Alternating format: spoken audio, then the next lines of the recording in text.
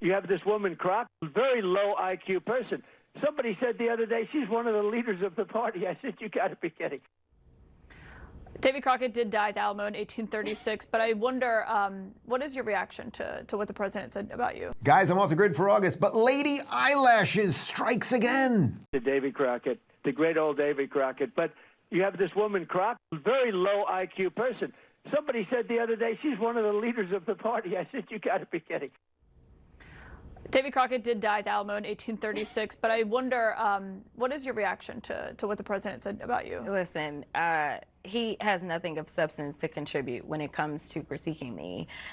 There's a lot that I talk about. For instance, we've just had an entire conversation about gerrymandering and redistricting and why it's bad. And instead of him being able to elaborate on the fact that I'm unable to make a cogent argument or something like that, and then back into his argument that I'm low IQ, he just knows how to throw that insult, but it's a common insult when it comes to people of color. He just threw the same exact insult as Charlemagne the God. And so I want people to see him and understand who he is.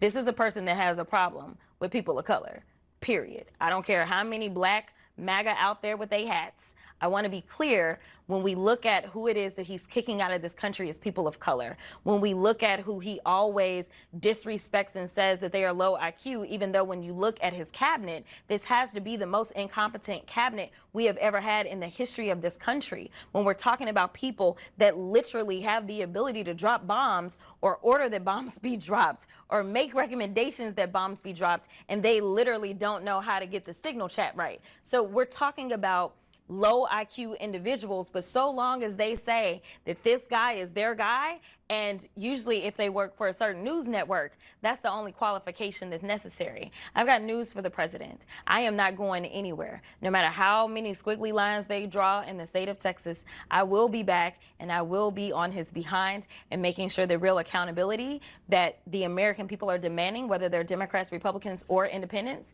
that it is had when the Democrats take control of this House in the midterms.